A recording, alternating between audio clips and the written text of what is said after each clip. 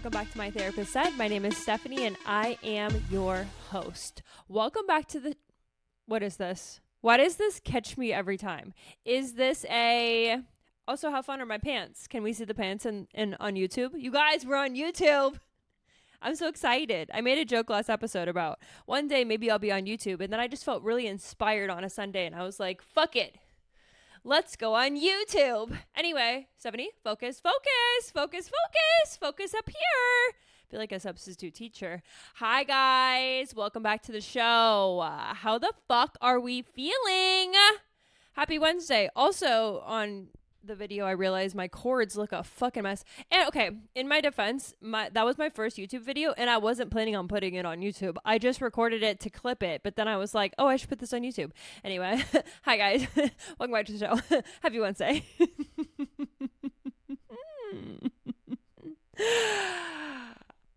Don't do your big breath.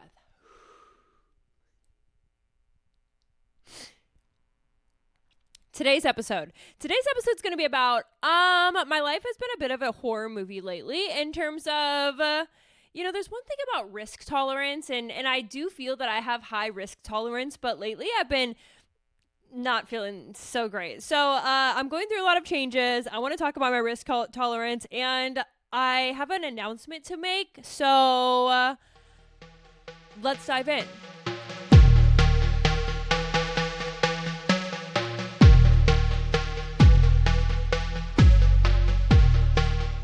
Hi guys, welcome back. We are on YouTube and I'm very excited about that. Am I gonna always look at myself and be fixing my baby hairs? Maybe. And is there a dick on my sweatshirt? There is. Okay. Okay. The way I literally woke up this morning and I was like this, what's the weather gonna be like today? Can I wear my sweatshirt with a dick on the front? And then I was like, 70 degrees and partly cloudy? Yeah. Put on your sweatshirt with a dick on the front. I don't know. Sure. Anyway, because the hood is so structured. You guys, I was looking at my fucking hoodie closet yesterday. Yeah, I have a hoodie closet. I know. So lucky. I know that. So lucky. I was looking at my hoodie closet yesterday, and the reason I was looking at it was, is this closet rod gonna break? I've had one experience where, yes, the closet rod snapped in half because I have so many fucking hoodies and it got too heavy. So then I had to hire a TaskRabbit because I don't have a man. And not that even if I had a man, he would know how to do this. Because I had a man at one point. It wasn't a man. I had my ex come over at one point when I wasn't supposed to be hanging out with him when I first moved into this house. And he helped me with my closets, but we did not do a great job. He didn't know what he was doing. In his defense, I didn't know what we were doing either. And that's what got us to the situation where the closet rod broke. So I had to hire a TaskRabbit to fix the issue from prior. Okay. And this closet rod is metal. So I was like, maybe it'll be a better situation, but I have so many hoodies that I'm not sure that it's fine. And, yeah, it's like not really sagging, but it doesn't seem like it's that strong. But I haven't counted. That one time I did count, though, and I posted the video on my Instagram. I think at that point I had 55. Not me humble bragging about my sweatshirts within the first 5. Who came to listen to this? You guys did. How do you feel about that? How do you feel about that, though? Tell me. And now I probably have more because recently I got this really great camo zip hoodie. I've seen it on my Instagram, and it's incredible. And I know that. And so I've been collecting and getting more hoodies, and I have so many. And here's my agreement with myself, because this is what my mom taught me. When you get something new, you must get rid of. And I do be talking about, I'm a minimalist. But when it comes to sweatshirts, I am no longer a minimalist. And that rule does not apply. Okay. Hoodies and sweatshirts, I have a really hard time getting rid of. And this is the problem. The ones I have gotten rid of, I don't forget about them. Like, I give them to donation. I have this like tie emotionally to my sweatshirts where when I get rid of them is a really big deal. And when they go to the Goodwill, I give them away and I'm like, okay, just give it to somebody else, Stephanie. You don't need 60 million fucking hoodies. Just give it away. And then I give it away and I'm like, I miss it. And then everyone's like this, you won't even think about it in a second. You guys, I do be thinking about it in a second. Sometimes I'm looking through my closet and I'm like, where's that one? And I'm like, oh no, I gave that one away. Why is it still on my mind 2 years later? Like, Stephanie, let it go. It's giving, why can't you stop talking to your exes?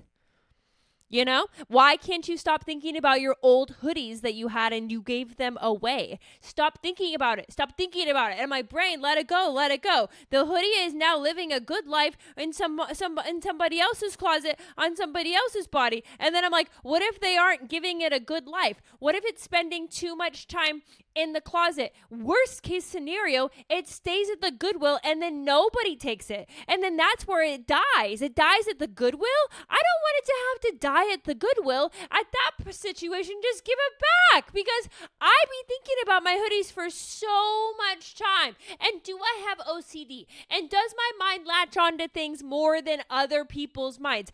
Yes, sometimes. Is that the case with the hoodie situation? Possibly, maybe. But we're not diagnosing. We're not getting clinical. This is my therapist said we're just here for a good time.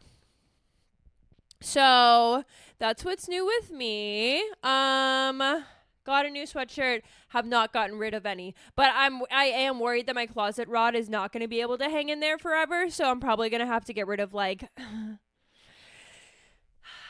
realistically, I should be getting rid of 5 to 6 at this point. I try to keep it below 60. I'm not telling you that I thought though. That's so embarrassing.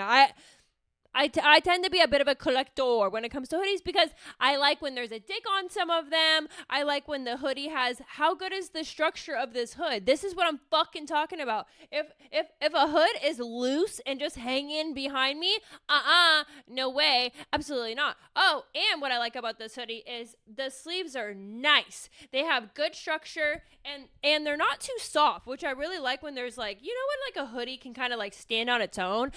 I don't need no man. That's the type of hoodie that I want in my life. So that's what this hoodie provides to me. It's kind of giving don't need no man. It's giving I can be, a structured hood with or without you. And I really appreciate that about this one. This hoodie is giving I can hang my own closet rod. You know what I mean? But anyway, happy Wednesday. Hi guys. Hi. We're on YouTube. I already said that, but I'm excited about it. So I'm going to say it one more time and then I'll let it go. And the editing curve of it all, I won't get into this, but it's tough. And here's why it's fine. Am I going to start with my announcement? I thought I was going to end with the announcement. Well, now we're kind of segueing. The train's on the track and the train's heading this direction. So I might as well just... Why do you have nothing but time right now, Stephanie? Why is now a good time to start going on YouTube and teaching yourself how to edit multiple files, video, audio, merging into script? Why do you have the time for this now, Stephanie? Well, I closed my private practice.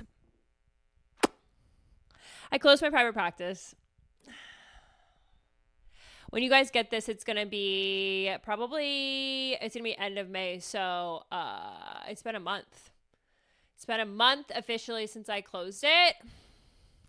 I posted a video on my Instagram that I would prefer you guys just go watch the video to see the real reason. I don't really want to get into it on here because, well, honestly, I like to have fun on the podcast and I don't really want to get into the lore of it all. But the real reason was it doesn't make enough money. I more so want to get into, because this is long form and this is I could really talk about how I really feel about the whole thing, because on Instagram, I'm not going to talk about how I feel about the whole thing. I'm just going to let it land, let it do what it do. And hopefully other therapists feel seen and heard by the fact that not everybody wants this life, the private practice therapist life, especially the private practice therapist life that predominantly accepts insurance companies for payment. Relying on insurance companies for payment is it's just the worst. It's like so inconsistent. You're constantly fighting, and I don't want to be at war anymore. I'm tired. Like my nervous system is exhausted. I did it for 3 years. I did it for a year and a half under Grow Therapy. I did it for a year and a half under my own practice. And I made $55,000 at Undergrow, and I made $55,000 on my own. I made a little more. On my own, and I saw half as many patients, which there's something to be said about the telehealth companies that take all of our money. But yeah, I saw half as many patients in my private practice, but I made around the same amount of money. And it's not doable in the Bay Area. Like financially, it's just not. And I accept that. I'm tired of being a victim of the situation, so I'm trying not to be a victim anymore. I'm just gonna try to move on, move forward, and find something else. And I've been talking about how my mental health has been really poor, and I kind of feel like I need to give you guys the honest experience of like why the mental health's been so poor. It's been so poor for like many different reasons. The relationships that I've been navigating have been challenging. My birthday has been challenging. My grief has been really bad. And on top of that, I quit my fucking job. So there's just a lot to this, and I've never closed a business before, but the biggest feeling that I feel on a regular basis is like is embarrassed.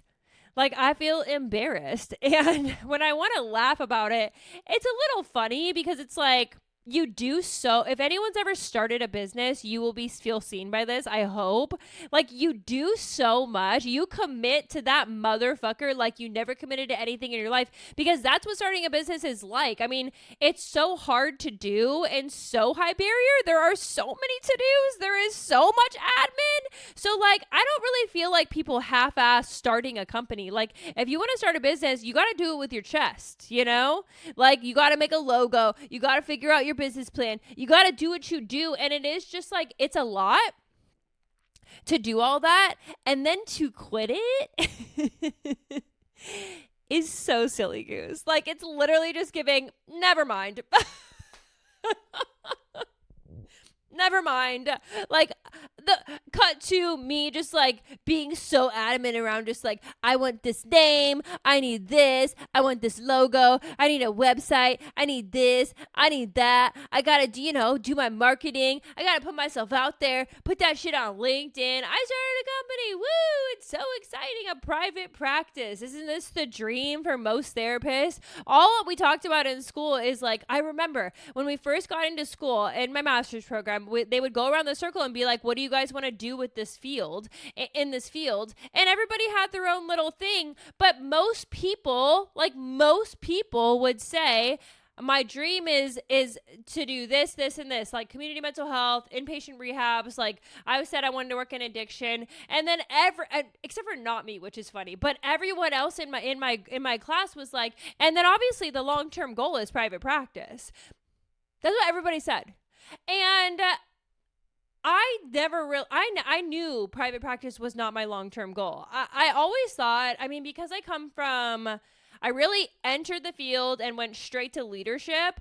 I didn't really see myself as someone who was going to really enjoy the day-to-day of being a therapist. To me, it seemed really emotionally heavy and very isolating. And the way it was, it was exactly what I thought it was going to be. And I think the part that I didn't know, because everyone says like my goal is a private practice like for a long term, because I think that it's like for established therapists, like then once you put, quote unquote, whatever this means, put in the work and do like community mental health, even though being a therapist in general is always work.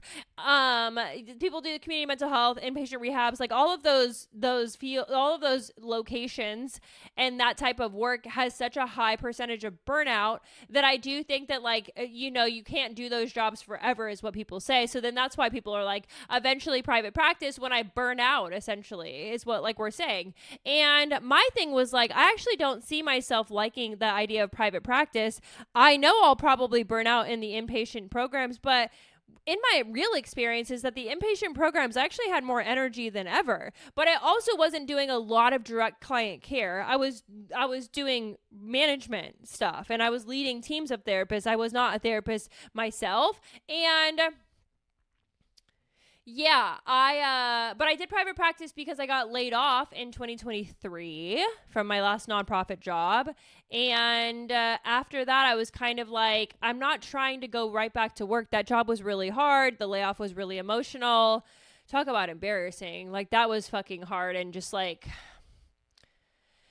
it was a lot to navigate. Like, I just felt so like I'm not running back to nonprofits right now. Like, I was doing nonprofits for years prior to, and I mean, the money was good for me then because I was in leadership roles, because I knew that the only time you could make six figures was going to be taking like a director job. So that's what I did. I took clinical supervisor jobs, director jobs, and that's how I was able to make it work for myself. But then once I got laid off, I was kind of like embarrassed. My ego was crushed. I was like, who am I in this space? Let's just take a second, take a breather. And at that time, I was actually already doing private practice. I started doing private practice back in 2020, maybe the very beginning of 2023. Yeah, like January. So I was doing both for a long time, for a year. I was doing private practice on the side. There's like, I think I had like less than 5 patients. And I was also a program director, because that's kind of how we have to do as therapists. Like, there's not, again, there's to be, it's not to bring it back again, but there's really no money. There's not a lot of money in this field for us. And so you kind of, a lot of therapists are going to have multiple jobs. And that's what I did. And then once I got laid off, I already had my private practice going with less than 5 patients. So then I was like, let's just try to see, just fill my caseload and see where that gets me.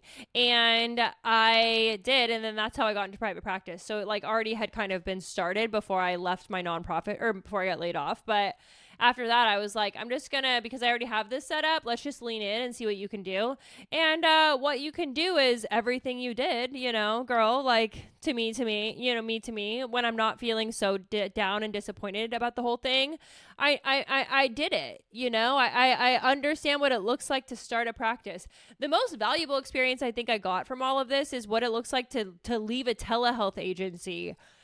It was crazy. Like, when I was working at the telehealth agency, they sell it to you like, oh yeah, you just start here and then you can take your patients and start your own practice. It was not like that. Like, once I left Grow Therapy, getting my own contracts individually with insurance companies was a nightmare. Some of the companies took over a year to get back to me, and some of the companies would take over a year to get back to me and then deny my application, saying, we're not working with therapists. Like, we don't need any more therapists, which, if you guys follow me on Instagram, what that really means is they only want to work with large agencies like telehealth companies, because then they can hire a mass amount of therapists at once. They don't want to do individual contracts, which for the workflow, the systemic thinker in me, that makes total sense to me.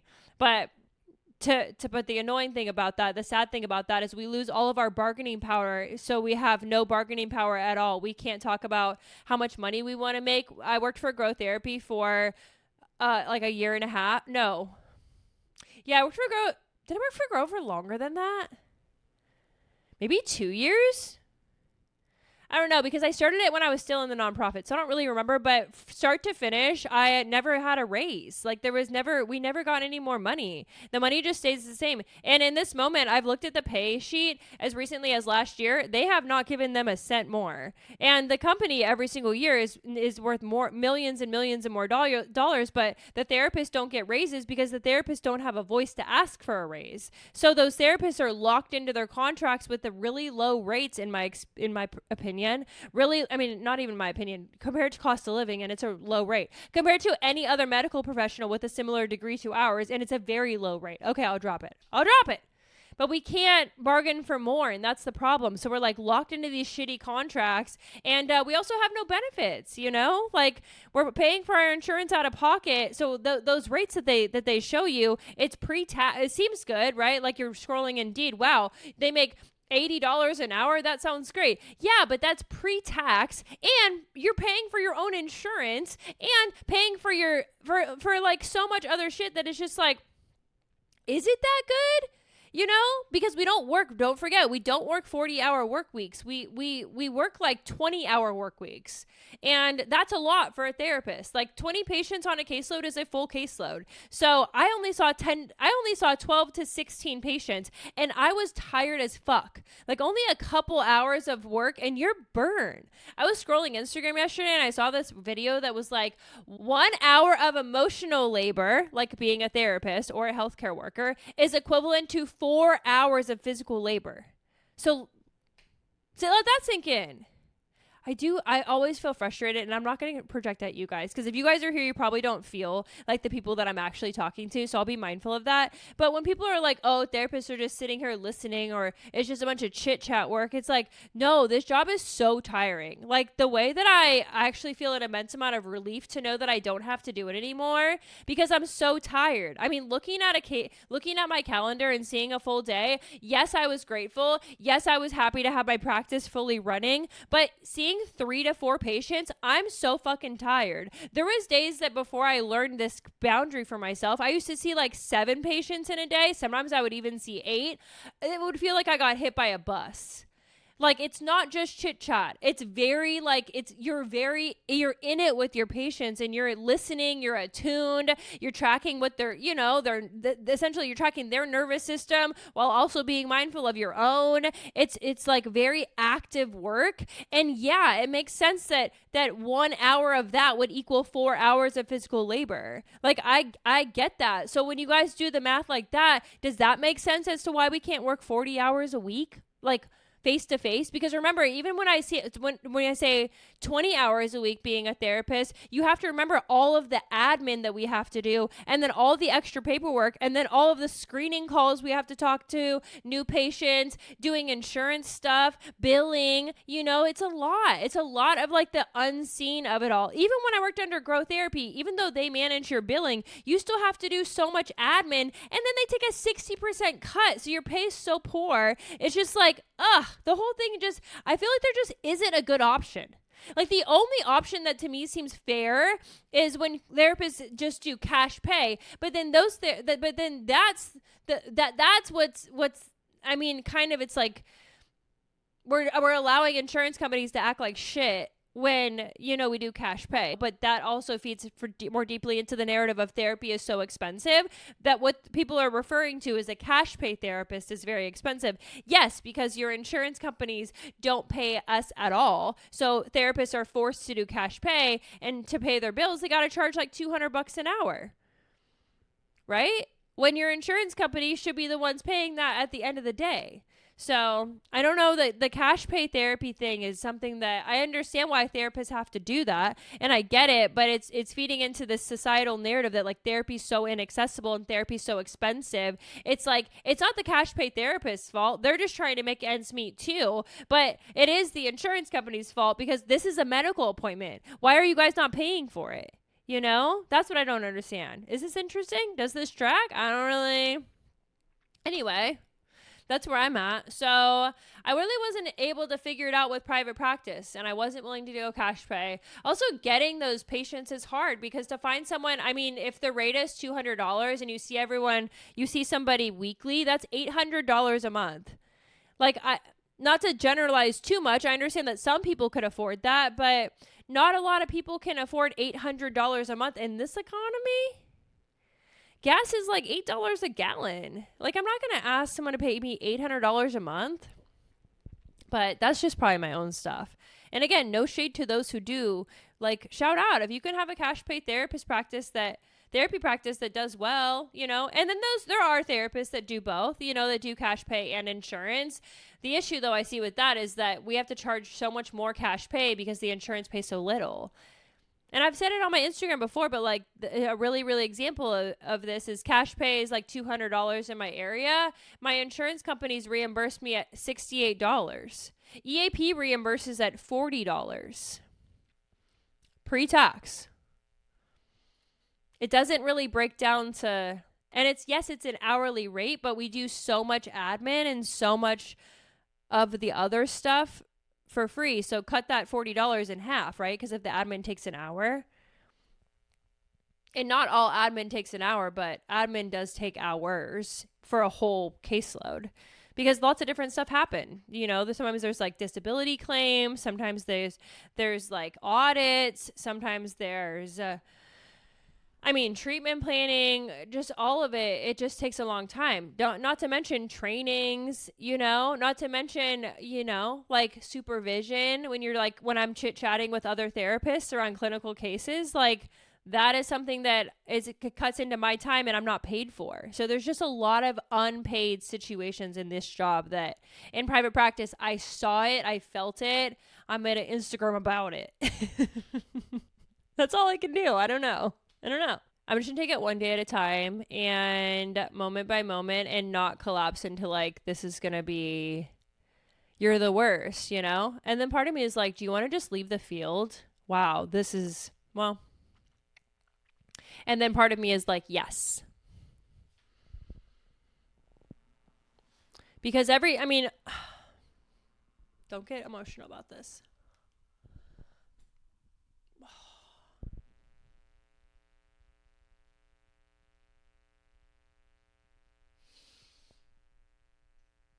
It's like just so discouraging. I just know it's not just me. That's what feels the most discouraging to me. Like, I wish it was just me.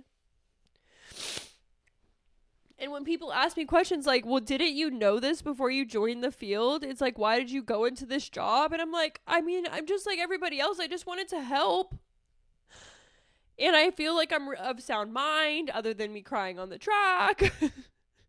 For the most part, I'm very non-judgmental. I love to help people. I come from I loved working in inpatient rehabs. And I love working with my court mandated guys. Like that has always been such a passion of mine. And I love the work. But the field is burning me out. And then, people are like, well, why did you join the job? It's like, well, all of those things are true. And then the people was, did you know it was going to be like this? And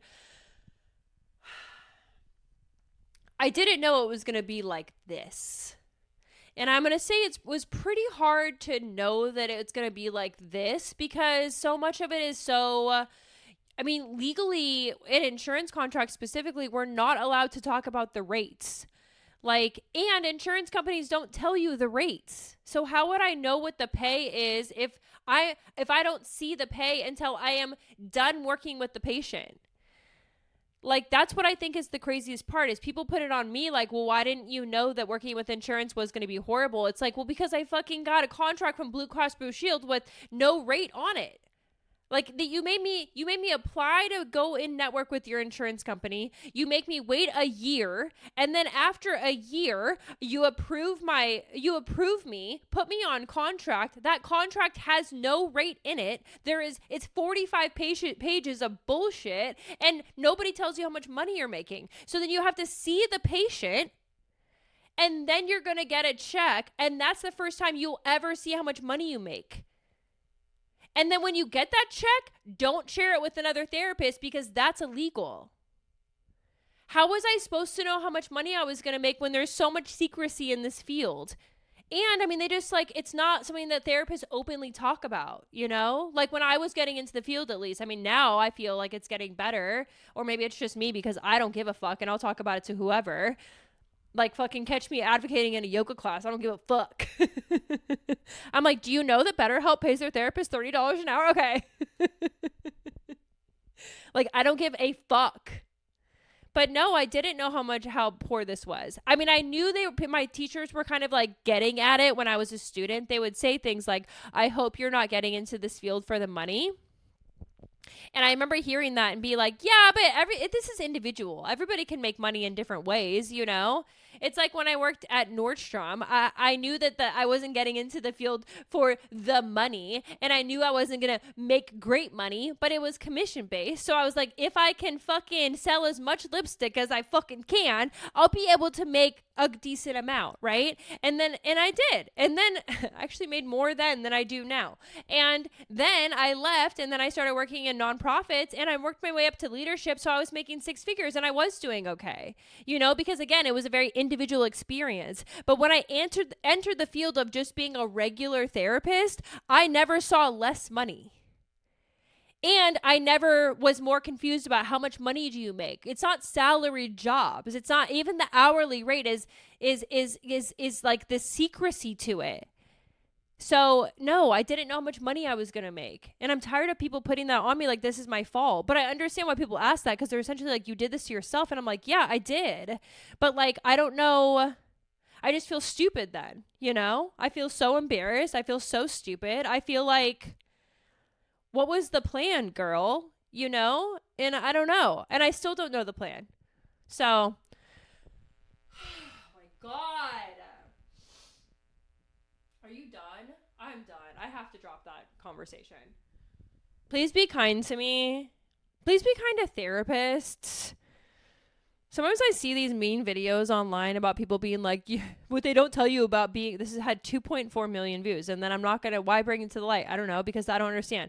2.4 million views on this video of this girl being like, what they don't tell you when you're about being an adult is that the most unhinged people become licensed therapists. 2.4 million views and thousands of comments of being like, yeah, therapists are so unhinged. They're fucking crazy. And I'm like, not only do we make shit money, but you guys are also so mean to us. Like, do you know we do this job for $60,000 a year? And then on top of that, you have the audacity to call us crazy when we're just trying to help you. I know there's some people that probably are a bit unhinged, but also like, I think it's pretty unhinged to enter a field that's going to pay us 60 grand a year. In this economy? That is unhinged in itself. So it's like, not only are we paid so poorly, but people also talk so much shit on us. And then there's the other side of it, that therapy is so expensive, which makes it seem like therapists are greedy. When it's like, it's the insurance companies being greedy. Okay, 70, you have to drop it. No one's going to enjoy this. Don't just like project.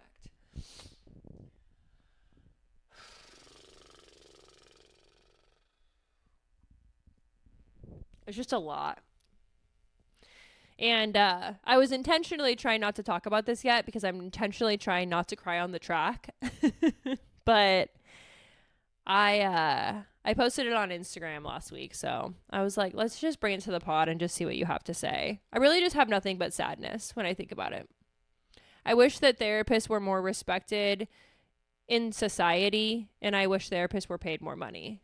The way that things are, I just don't feel as fair in any way.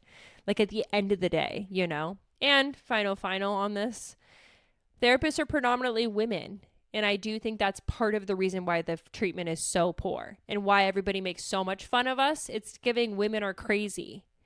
And I'm like, why is no one arguing against that narrative? When everyone's like, therapists are crazy or unhinged, it's like you guys are just calling women crazy again. We're just doing it from a different angle. This field is 80% women. If this field was 80% men, would you be saying that unhinged people go into this field? I already made a video about it for my Instagram, so I'm not. Somebody stop it. Sometimes I just can't. Anyway. I'm struggling.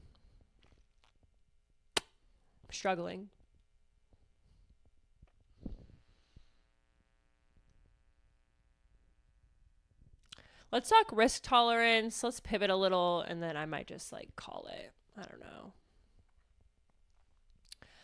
I see myself as someone who's highly risk tolerant, which is why I was able to start the business in the first place. I do believe, like, I knew it was risky, you know, starting a business. For anybody who starts a business, it is risky for them. And I see myself as someone who has pretty high risk tolerance, where I'm like, let's just see what happens. Like, of course, in my mind, it was going to be successful. Of course, in my mind, I was like, if anyone can do it, it's going to be me, you know, which is a little bit ego talking, but part of it is also my past experiences, and like I do find ways to figure it out. Like I made 6 figures in nonprofit work. That's not super normal, but I'm me, you know.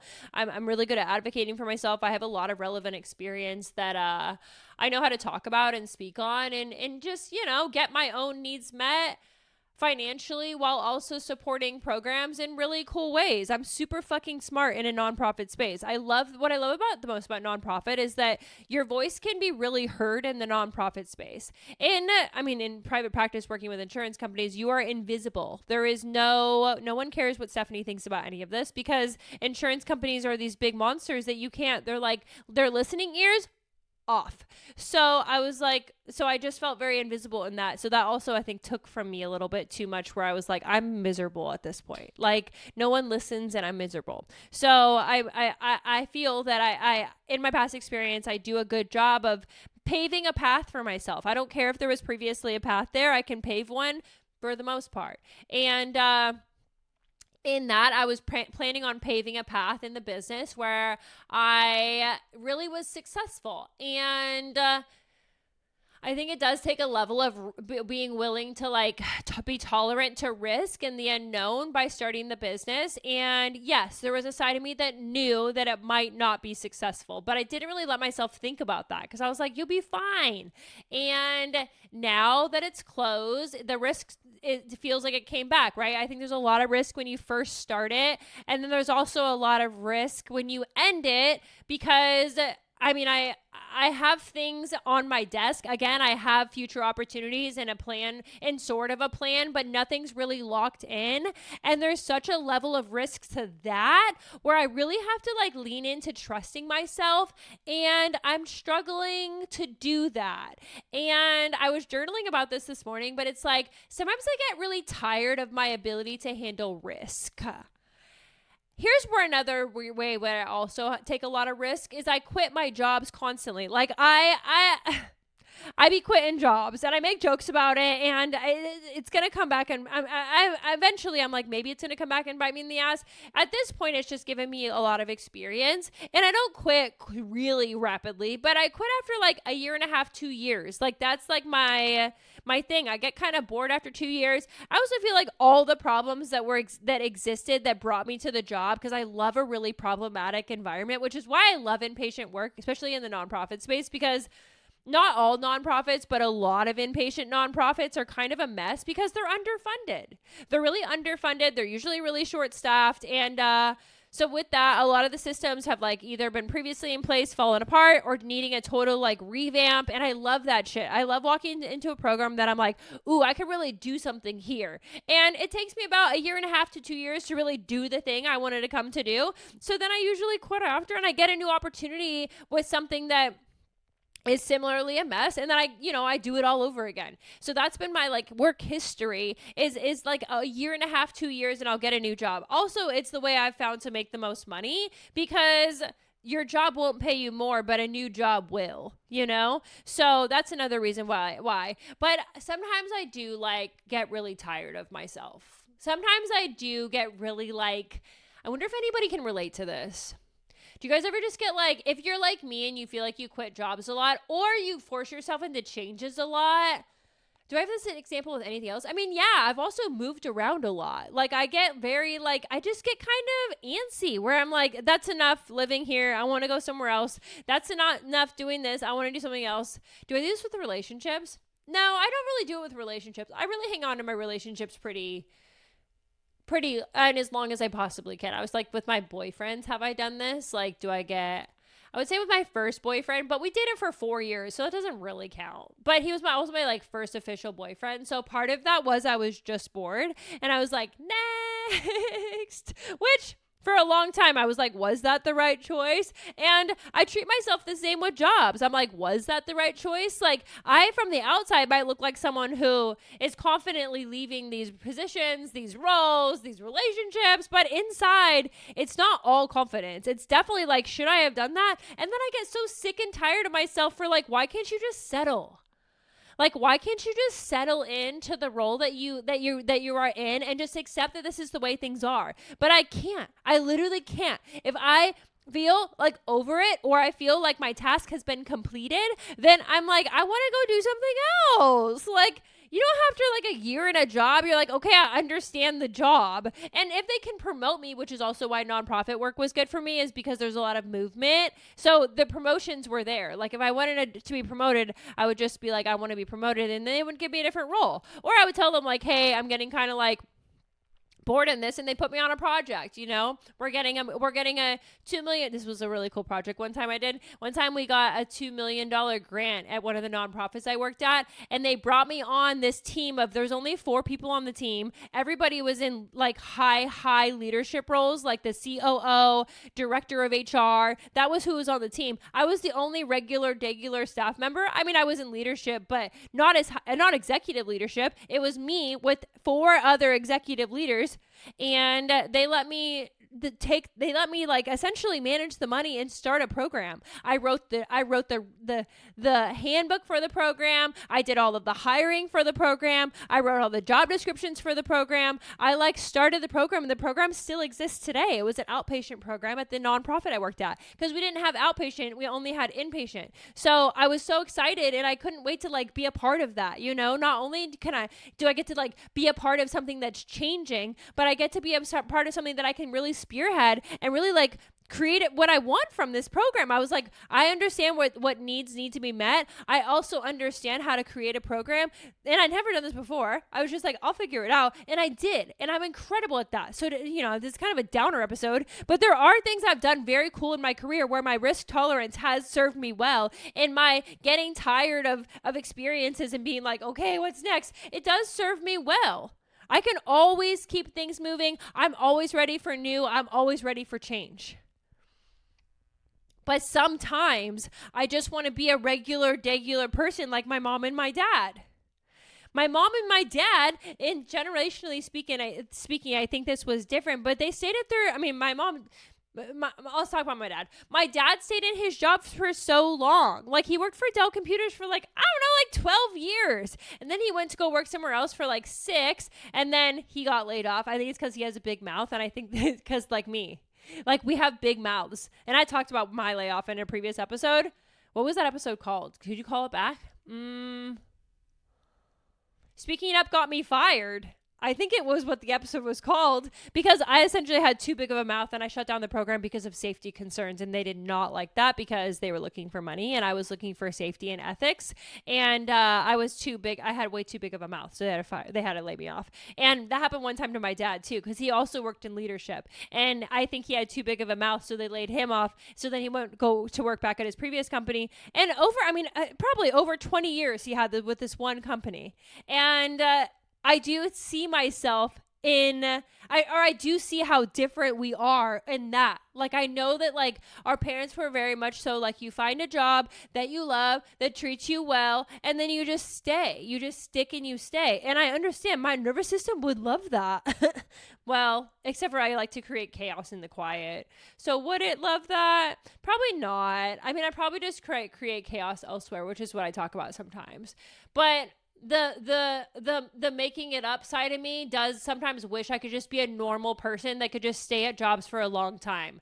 Like, why can't you just be more quiet so you don't get your ass fucking fired from talking too much? And then the other part of me is like, why can't you just be more quiet so you can stay at these roles for super long? Why you're always advocating for more money? Why are you always gunning for a promotion? Why can't you just chill, girl? And I don't know. Like, in these moments where there's so much unknown happening in my little life, I'm like, I just want a regular job that I keep for like 10 years. At one point, I was applying to work for the county, and I got the job, and then I rescinded my acceptance of the role after it took me like 7 months to get hired. Working for the county is really hard. I don't even know, but to get interviewed and hired with the county is really hard. I was going to go work at the jail, but my mom was sick at the time, and I needed more flexibility, so I ended up rescinding my acceptance. But I remember like also another thing pushing back against that was like, I think in the county, people stay for a long time. Like, that's the point, And I'm just not that girl. I'm just not that bitch.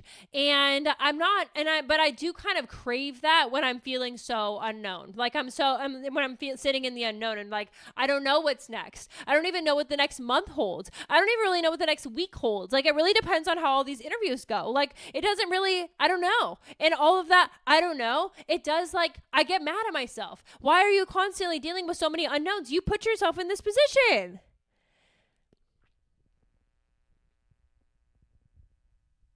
But I just like can't change this about myself. And then I try to be like, well, you have all these strengths, you know? But I don't know. Sometimes I just don't see it like that. So anyway, what was this episode about?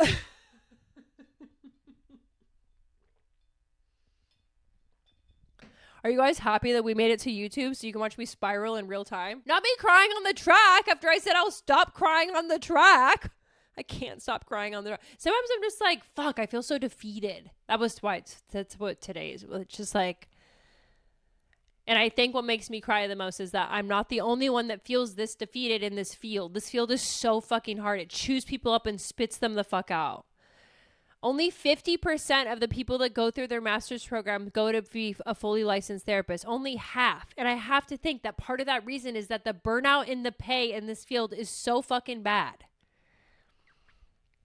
And then we have people on the online calling us crazy. God damn. Okay, anyway. Anyway. Final. Let's wrap it up, bitch. You guys, I read this really good horror book recently called It Rides a Pale Horse. And I'm not going to get into it, but the book was fucking nuts. So I asked my good little friend Chat.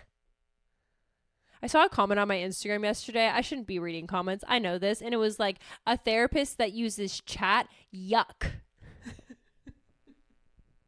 And in the video, I was talking about using it for taxes, which is such a good use of it, I would think. And then I started thinking, like, that's like saying a therapist that Googles, yuck. Like, why are you guys so mean to us? Anyway. Like, you're not allowed to use the things we use because you are a therapist. And really, what I really hear underneath that is you are a woman and we love to hate women. Okay. Like, can someone please come in? But in my defense, in the world's defenses, people did come to my defense, and they said, "Why are you trolling her Instagram?" And it's like, yes, thank you so much. But I do wish that we would push back a little further harder on these narratives that therapists are the problem in all this. You know, even on therapy is expensive. Why can't somebody come in the chat and be like, therapy is expensive because your insurance company doesn't pay them, not that the women are asking for too much money. Okay. Where was I going? Oh yeah.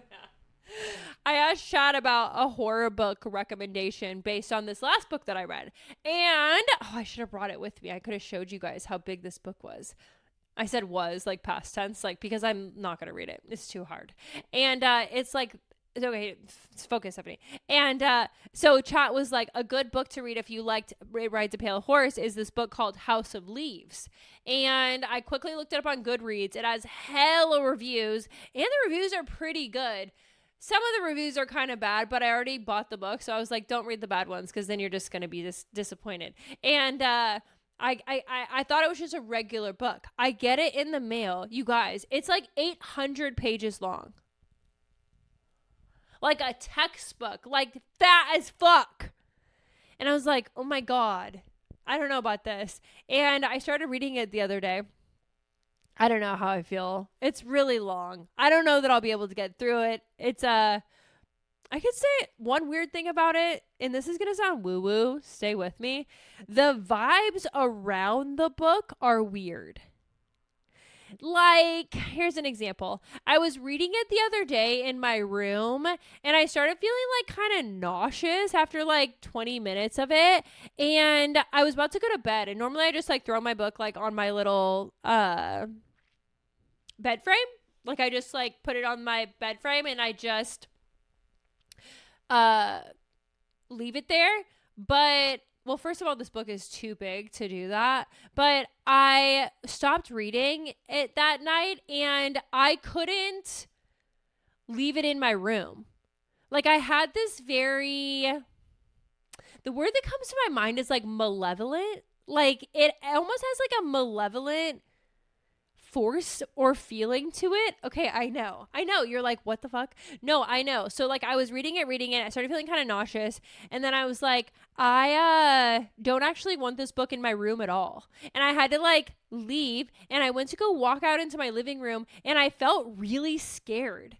Like, I watch horror movies all fucking day long. I don't give a fuck. I could watch Hereditary with my alone, lights off, and then fall right asleep. I don't care that she's seesawing her freaking head off to decapitate her. I don't care about that. I'm like, yeah, that's spooky, scary, and it's just a Tuesday. Like, I don't care. I grew up watching horror. Horror does not scare me. Yes, it does totally scare me, but not that bad. Like, yeah, sometimes I'm a little bit freaked out. Is the lady from Hereditary in the corner of my room while I'm trying to meditate? Maybe. Do I have to open my eyes, be like, Stephanie, you're being ridiculous? Yeah, sometimes. So I'm not like above it all. I never like to act like I'm above it all. I'm in the chat. This stuff does scare me, but we continue, we go on. You know, another movie that scares the fuck out of me is Talk to Me. Oh my fucking God. Ew, I just got a scary feeling just thinking about it. Talk to Me. Ugh, I can't even think about it. When he's like smashing his face. Okay, I'm done. If you're not thinking about it, if you guys don't like horror, you're going to really hate this. I should talk about horror more. There hasn't been a good horror movie out in a while, though. I feel like we're like back to like Weapons was the last good one, and Weapons wasn't even that good. I didn't really like it that much. Sinners, that was another one that was like fairly good a while back. What was last like real? I think Opus was probably my last really good newer horror movie. It's been a minute since a really good horror movie came out. Anyway, somebody got the train, put it on the truck. Dun, dun, dun, dun, dun, dun, dun. We haven't done that today. Wow, because you were crying on the track. Because we wouldn't do that today. You're freaking crying. We don't get to even laugh about it being a circus because you're like, everything's so sad. It's like me sitting in the middle of the circus, like I talk about, and crisscross applesauce, and there's like makeup running down my face, and I'm like, da, da, da, da, da, da. That was this episode today. Sad girl style. God, dude. Anyway, so this book I'm reading has malevolent vibes. I haven't picked it back up. I should. I know I should, because I'm like, girl, if you want to get through these 800 pages, and so between trying to teach yourself how to edit and post on YouTube and reading an 800-page book, you're pretty booked and busy. But the book, I don't know, guys. It doesn't really. I think part of it is just that it's too long, and then the other part of me is like, it's too long. But the evil spirit I feel around it does kind of freak me out. But I be saging my house and stuff, so I think I'm fine. I try to bring good energy always, but I don't know. Honestly, maybe the book's bringing bad vibes. Well, then what do I do? Probably just read the book, 70, rather than making up stories about it. Yeah, maybe. I should try. Will you? Probably not. Okay, guys. Oh, so instead of reading the book the other night, I decided to read my journal because I couldn't. The book is also really hard to read. It's like complicated. It's hard to explain. Did I even say what it was called? It's called House of Leaves. Anyway. And I decided to read my journal instead.